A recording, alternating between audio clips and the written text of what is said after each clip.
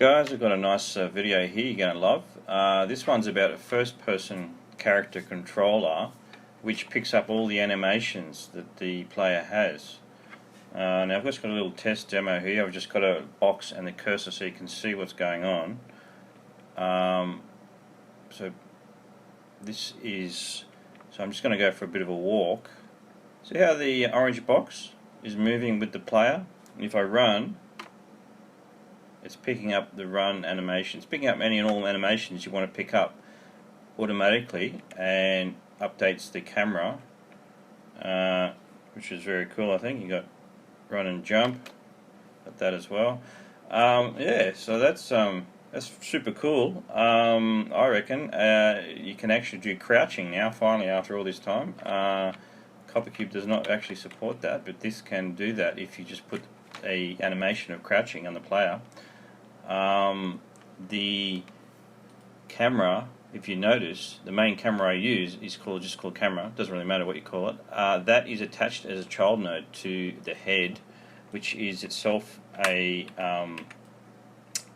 node. Like, for example, when you go modify selection, attach node to animated joint. So it's a node on the animated joint, the head, and then I attach the cameras to that. So when the player moves, for example, if he's walking, see the camera is moving with it, or running. Yep, there's that crazy run. Very jerky, but hey, it works. Yeah, so that's that. That's very cool, isn't it? Any and all animations can directly show up in the camera. I think I originally got this idea from watching Alien Isolation commentary. One of the directors, their game was originally all third-person controller and third-person view until he says he just stuck a camera on the player's head and turned it into first-person. And if you know that game, how cool it is, the animations look awesome. It's a lot better, in my opinion. I like first-person games anyway. So yeah, so that's pretty sweet. Now the code, in case you're wondering, any default CopperCube camera controllers can't be used. Had to be coded separately, completely separately in JavaScript. For example, the main camera here has got no behaviors whatsoever. This here, it's active to start with, only for about 20-30 milliseconds. This has the default first-person character controller, but it's all zeroed out. You're only using it to center the mouse. It's all I needed to do. Because in JavaScript you can't center the mouse. It's because it's mostly based for web games, and it's a security issue. So you can't be controlling the mouse with code. So in other words, you have to use the character controller to recenter the mouse, which works fine. It starts up that way. Yeah, so it all works pretty good. This target here is just something I've stuck in front of the player as a child node to the character. I've used that as a target for the camera. So in my code, all I've done is updated the main camera to every frame to target itself at that box, and that box will move according to the player's animation. So the height, I guess you could say the height moves, the camera moves with the height with the character animation, and left, right, up and down moves according to this target here, which is controlled by JavaScript code, which I'll show you in a minute. So yeah, so purposes of this demo, I've just showed the mouse and this box, which you can normally just hide. In case you're wondering, the player, I've actually just removed the head. The actual camera is stuck in the player's head. I've just stuck a transparent image inside the head, and you can't see it that way. So yeah, so that's that. It's one way to do it. I mean, theoretically, you could put the camera just slightly above the player's face, and that way you'd still get most of what you would normally see, basically. If you were wanting to, for example, show the player's head in certain sections of the game, you know, using a water reflection or whatever, you could still do that theoretically. Yeah, so I'll show you the code in a minute. So basically, yeah, we start with the typical character controller from CopperCube, quickly switch over to the main camera and run a code. The behavior that it's not really made by me, actually it's originated by Dita. I'll just show you the I'll show you the code now, so 1 second. Made by Dita of CSP Games, thanks Dita for that. It's third-person controller, which I've modified as a first-person controller. A few additional tweaks by forum member Haddoken as well. Yeah, so I've modified his third-person controller a fair bit. I think his code was like 320 lines or something. I just removed the stuff we didn't need and modified a couple of things here and there, but mostly it is his code. So yeah, so credit to Dita for that. I've also modified the start so it looks at the player rotation and just adjusts it automatically to be so it lines up correctly. Otherwise, that doesn't work. On my game, my computer, I actually do get 64 frames per second maximum, so I've just adjusted that the delta time just slightly. Don't know if it makes much difference. I've also modified the code in one of the problems you have is with the mouse. See how it moves left and right, but it'll keep going and eventually it'll hit the end of the screen and then it will be you normally won't be able to move anymore.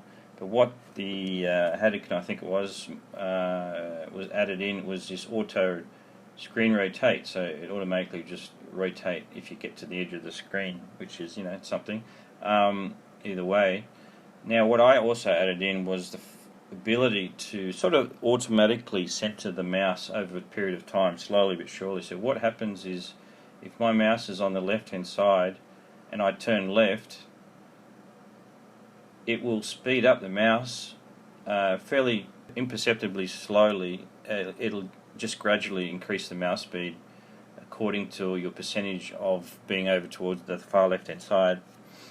It'll actually speed up the mouse so that in general, by normal usage, the mouse will generally gravitate back to the center. So yeah, so in other words, each time I get to this position in the middle, so it's a bit left of it now, but if I go left, it speeds it up, and when I come back, it goes back to normal speed. So therefore, it tends to gravitate back to the center, if that makes sense. That's one little thing I've added. It helps a little bit. You can't actually tell the mouse speeding up, really, hardly tell. It goes from 100% to start with, and up to a maximum of 200%, so twice the speed if you're the far right hand or far left hand side of the screen. Yeah, so that's one adjustment I've made. That's working fine. Doesn't actually do anything but up and down at the moment. I thought of a better method actually is to pick up, once the player starts using the mouse and then stops, quickly switch back to the default CopperCube camera to automatically center the mouse again, and then switch back again. You know, in about 20 milliseconds or something. Probably one frame, yeah. That is normally about 16 milliseconds, but it depends on the how fast your computer's running. But so I maybe make it about 20 or 25 milliseconds or something, just to be sure. And that will probably fix that problem actually, up and down, left and right. That'll be a better solution. Yeah, so you can see it moving a little bit. Run and jump, and running. Yeah, it's pretty. And basically, if you want to change the animation, if it's too severe or not, you basically just have to change the actual directly the animation of the character itself.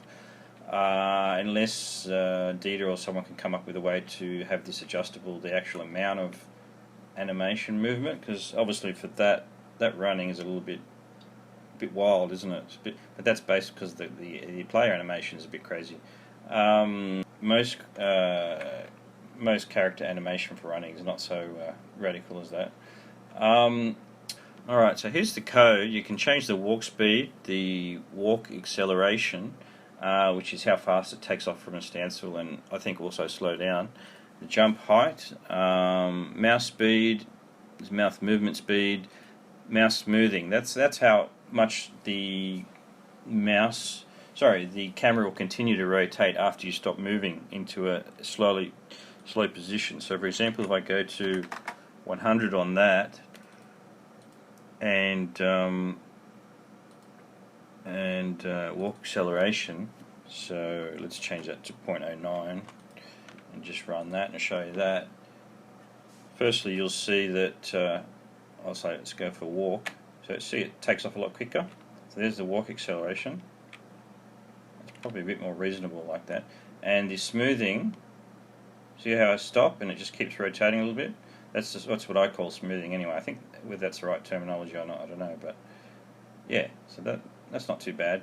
I think I like it the way it was before, about half that much, 50%. So yeah, so all those things can be adjusted, which is pretty cool. Yeah.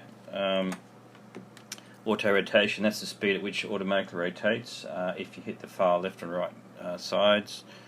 So that 17 is the default, needs to match your default target. There it is there, 17. Sort of the middle of the screen basically. Yeah, so that 20 is just the distance from the player in front. It doesn't really make much difference, too much, either way. Yeah, so what basically happens is the code tells the camera, the main camera, this one, to constantly focus on the target as the player rotates. Yeah, so basically any animations you can have shown up in your game, a bit like you know, Alien Isolation, same idea, same thing. I think it's pretty cool. It has a little bit of input for WSD and cursor keys up, down, left and right.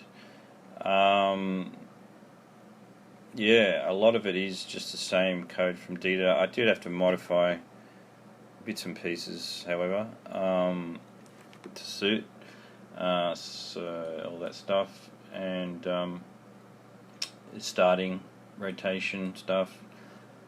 But yeah, it seems to work alright. It's a good start. My next little attempt will be to using the default CopperCube camera a bit more often to recenter the camera, so it's less of an issue with the mouse moving around everywhere. Yeah, so hope you enjoy that. It's you can also obviously turn off the cursor if you like, and the target, you can hide that. That was just shown for demo purposes. In case you're wondering, I'm inside the player's head. You can actually see a little bit. That is not a fully transparent texture. That's why I'm seeing his mouth. There it is there in the nose inside of the player. Probably something that needs to be done so you can't see that. Maybe if I stick the camera a bit more forward. But anyway, something needs to be done to limit the up and down movement. I don't actually have any code to do that at the moment.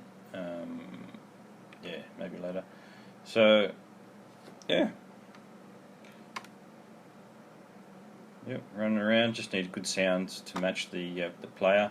Probably put some does a line collide with bounding box or something like that to check get an exact match on the player's feet. That way you get accurate sounding on the movement as well. Yeah, so anyway, I hope you enjoy that. Let us know what you think, and cheers. Talk to you later.